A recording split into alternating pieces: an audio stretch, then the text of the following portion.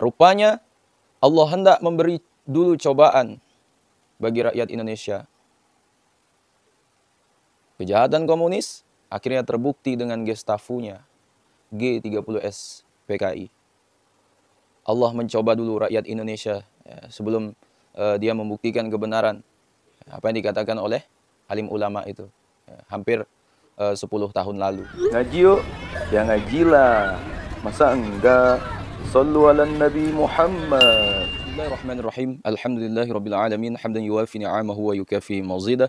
Allahumma salli ala sayyidina Muhammadin salatan tuwassi'u biha 'alaina al-arzaq wa tuhassinu biha al-akhlaq wa ala alihi wa sahbihi wasallim. Rabbi awzi'ni an ashkura ni'mataka allati an'amta 'alayya wa 'ala walidayya wa na'amala salihan tardahu wa dakhilni bi rahmatika fi ibadikas salihin. Asabiku semua yang dimuliakan Allah Subhanahu wa taala. Ada sebuah tulisan dari Buya Hamka di rubrik Dari Hati ke Hati, majalah Panji Mas tahun 1967 yang menceritakan kondisi saat PKI berkuasa dan peran alim ulama menjaga negara ini dari paham komunisme. Dalam tulisan tersebut, Buya Hamka mengungkapkan, mari kita segarkan kembali ingatan kita bahwa menegakkan kebenaran itu selalu penuh tantangan.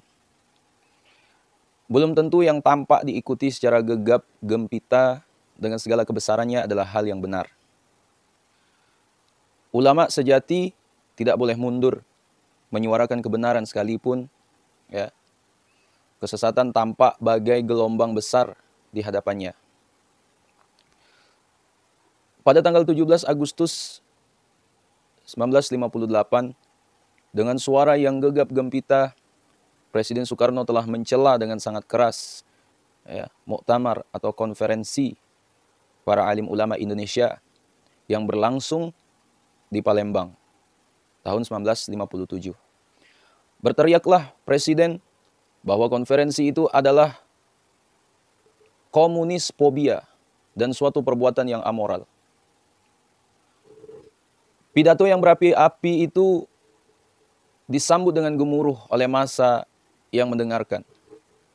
Terdiri dari parpol dan ormas yang menyebut dirinya revolusioner dan tidak terkena penyakit komunis fobia. Asabiku semua dimuliakan Allah Subhanahu wa taala. Dalam tulisan tersebut, Buya Hamka menulis sebagaimana biasa pidato itu kemudian dijadikan sebagai bagian dari ajaran-ajaran pemimpin besar revolusi. Semua golongan berbondong-bondong menyatakan mendukung pidato itu tanpa reserve, tanpa syarat. Malanglah nasib alim ulama yang berkonferensi di Palembang itu.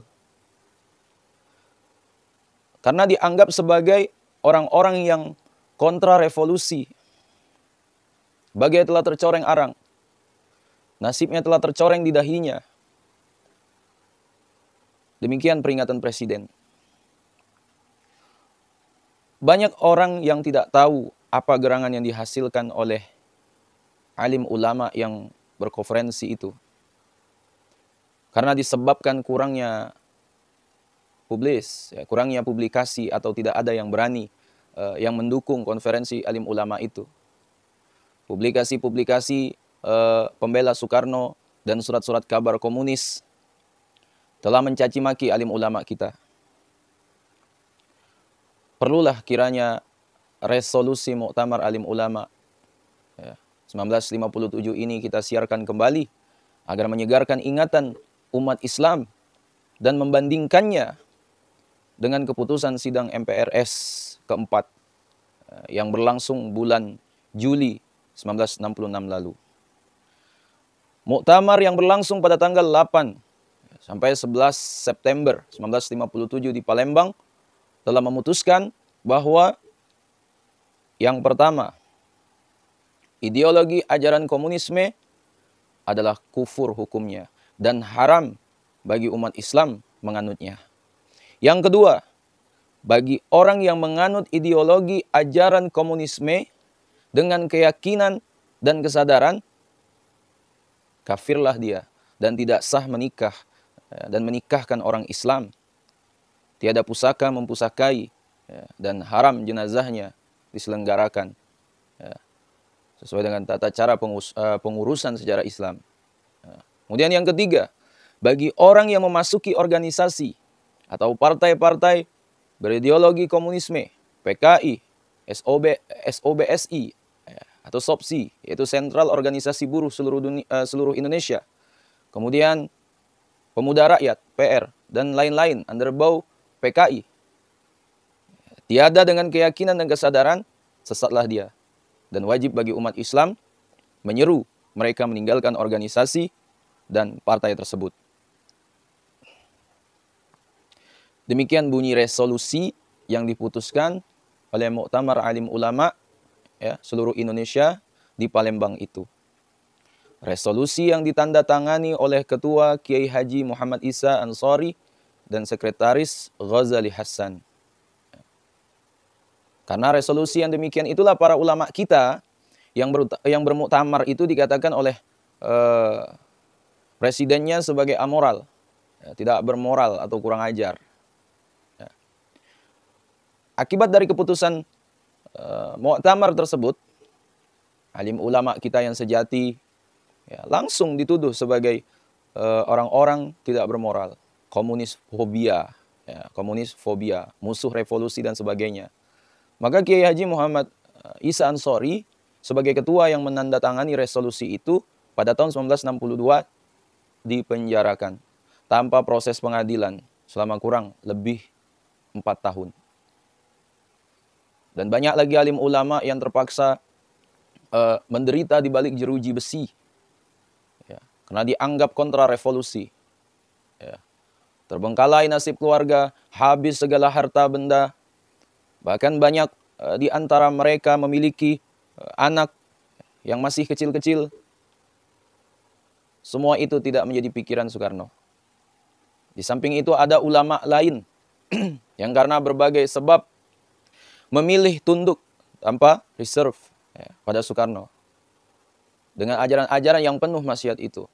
Bermesra-mesra dengan komunis di bawah Panji Nasakom. Bertahun lamanya masa kemesraan dengan komunis itu berlangsung di negara kita dalam indoktrinasi. Pidato-pidato Nasakom dipuji-puji sebagai ajaran paling tinggi di dunia. Dan ulama yang dipandang kontra revolusi, yang telah memutuskan komunis sebagai paham kafir yang harus diperangi, dihina, dan setiap pidato, dan dalam setiap tulisan. Meskipun sang ulama sudah meringkuk dalam tahanan, namun namanya tetap terus dicela sebagai orang paling jahat karena anti Soekarno dan anti komunis. Nasihat dan fatwa ulama yang didasarkan kepada ajaran-ajaran Al-Quran dikalahkan dengan ajaran-ajaran Soekarno melalui kekerasan ala komunis. Rupanya Allah hendak memberi dulu cobaan bagi rakyat Indonesia. Kejahatan komunis akhirnya terbukti dengan Gestafunya, G30S PKI. Allah mencoba dulu rakyat Indonesia sebelum dia membuktikan kebenaran apa yang dikatakan oleh alim ulama itu hampir 10 tahun lalu. Sidang MPRS keempat 1966 pun telah mengambil keputusan mengenai komunis dan ajaran-ajarannya sebagai berikut. Setiap kegiatan di Indonesia untuk menyebarkan atau mengembangkan paham atau ajaran komunisme atau marxisme atau leninisme dalam segala bentuk dan manifestasinya dan penggunaan segala macam aparatur serta media bagi penyebaran atau pengembangan paham atau ajaran tersebut adalah dilarang. Dengan keputusan MPRS tersebut, TAP MPRS nomor 25 tahun 1966, apa yang mau dikata tentang alim ulama kita yang dulu dikatakan amoral oleh Soekarno? Insya Allah para alim ulama kita dapat melupakan semua penghinaan ya, dan penderitaan yang dilemparkan ya, kepada mereka. Dan sebagai ulama, mereka tidak akan pernah bimbang walau perjuangan ya, menegakkan kebenaran dan keadilan itu pasti akan beroleh ujian yang berat dari Tuhan. Dalam tulisan tersebut Buya Hamka mengatakan watak ulama adalah sabar dalam penderitaan dan bersyukur dalam kemenangan. Ulama yang berani itu telah menyadarkan dirinya sendiri bahwa mereka itu adalah ahli waris para nabi. Nabi-nabi banyak yang dibuang ya, dari negeri kelahirannya. Atau seperti yang dialami Nabi Ibrahim alaihissalam dipanggang dalam api unggun yang membesar, bernyala-nyala. Seperti Nabi Zakaria alaihissalam yang gugur karena digergaji. Dan lain-lain Nabi utusan Allah Subhanahu wa Ta'ala. Karena oleh itu, kata Buya Hamka dalam tulisannya, hargailah putusan muktamar alim ulama di Palembang itu. Karena akhirnya kita semua telah membenarkannya. Bersyukurlah kita kepada Tuhan bahwa pelajaran ini dapat kita petik bukan dari menggali perbendaharaan ulama-ulama lama, tapi hanya dalam sejarah 10 tahun yang lalu. Begitulah Buya Hamka mengungkapkan dalam tulisannya. Azabiku semua, itulah tulisan dan ungkapan dari Buya Hamka ya, di rubrik Dari Hati ke Hati. Ya, sebelum meletusnya G30 SPKI, ya, sungguh Muktamar Alim Ulama pada masanya tersebut telah mengeluarkan fatwa akan hal tersebut. Azabiku semua dimuliakan Allah Subhanahu wa Ta'ala. Mungkin itulah yang dapat saya sampaikan. Ya, sekiranya video ini bermanfaat, ini pasti sangat bermanfaat sekali ini ya. Karena jarang yang tahu tentang cerita ini. Ya, jangan lupa share ke orang-orang kita cintai. Dan juga jangan lupa share ke akun media sosial kalian yang lainnya. Wallahu a'lam. Assalamualaikum warahmatullahi wabarakatuh.